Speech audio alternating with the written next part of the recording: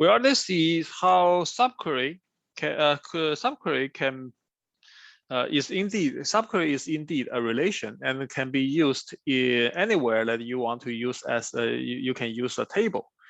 However, there is an issue, right? If you want to define a subquery and use it everywhere, usually it can be pretty big, right? Then you have to save your subquery somewhere in your code base and pull that out every time you need it. So you may want to use a easier way, which is a view, to save the definition of subquery. View is basically a way to store a select statement, a query, and make it easier to remember or use. Also, is a way to reuse subquery. So how you do that is just by create a view with a keyword create view with a view name, with optionally a column list as the query statement. The column list must match the selected columns. By default, if you do not have any column specified, you can, by default, if you do not have any column list specified in the view definition, then the column list returned, the name with the column list returned will be the name of the columns in the view. You can also alter it or drop it. You can drop the view, you can change the view definition, everything just like a regular table. Views can be used in any select statement in the same way that tables are used. And to be exact, all the SQL operations are based on relations, right? So anywhere you can use a relation, you can use view. Anywhere like from or join, you can use view.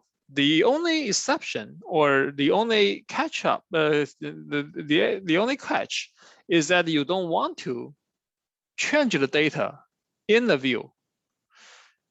Technically, there's nothing stopping you from running a update or insert in the view. However, the behavior is complex and may lead to error.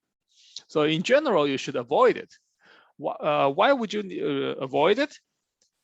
Oops. Because let's just use update as an example.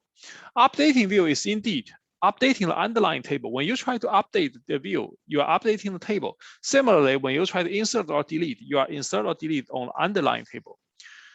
Now, if you are updating a view that's defined on one table, and usually the reason you define a view on table instead of using the table is because you are only select part of the columns or part of the rows, right?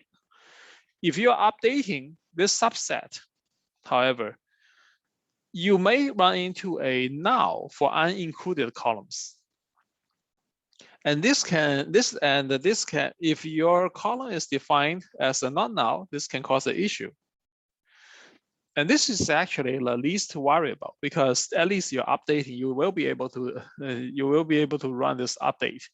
But what if you are updating views with functions? You cannot update function results.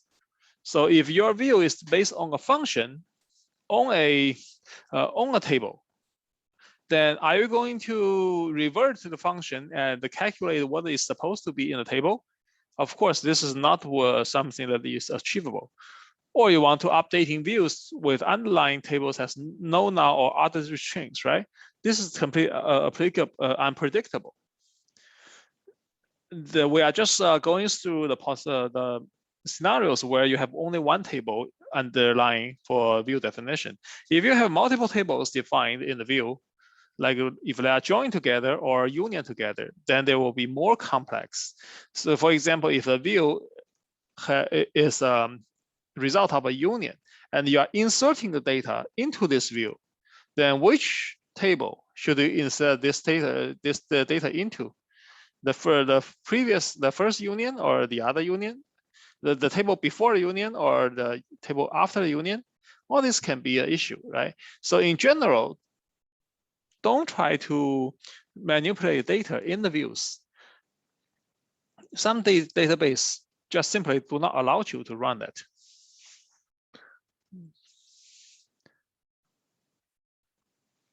Views are saved as a definition only. So in general, there's no data saved.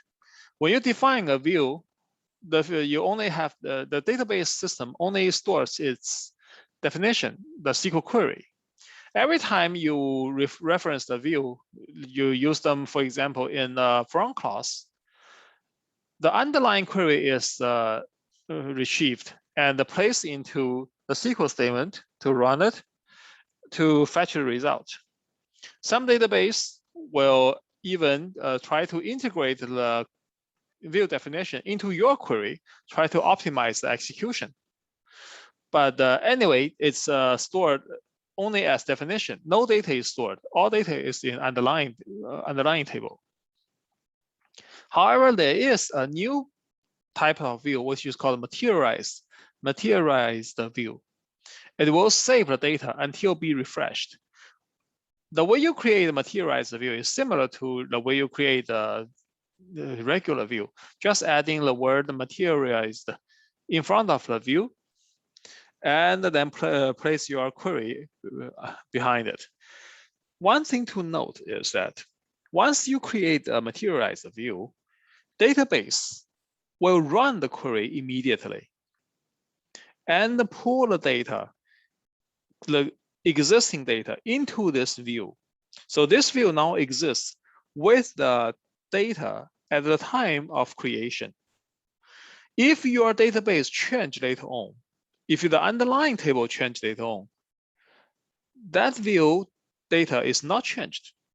You run run a select from this view, you still get the old data, the data that was populated when the view was created. In order for the view to refresh, you run the refresh statement. Refresh materialize the view something. Then it will refresh the view with the existing data, the current data, but nothing more. After your data tables get refreshed, you need to refresh this materialized view again. For this reason, materialized view is usually used in what we call a data warehouse or data mart, where you will fetch data, you will run the refresh as a part of the data loading process.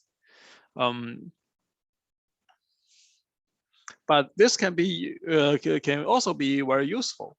There's a lot of usage in the materialized view in data mart, in data warehouse, and you as a data scientist will frequently run into them.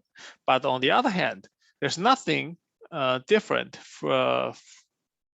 on this materialized view from tables or views. As long as you don't run into performance issue, you won't realize that it actually is a materialized view, or unless you run into a synchronization issue where your table is being populated with new data, but the view hasn't been refreshed. That could be an issue, right? So as a data scientist, you need to know there is such thing as materialized view, and it's used widely as a way to quickly populate new data.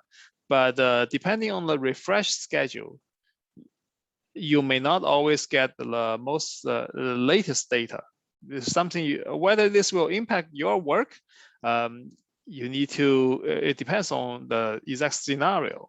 If you do not like the fact that it needs to require some refresh, you can create a direct view, which will always pull from the underlying table for latest data, but then it also will give you some performance hit.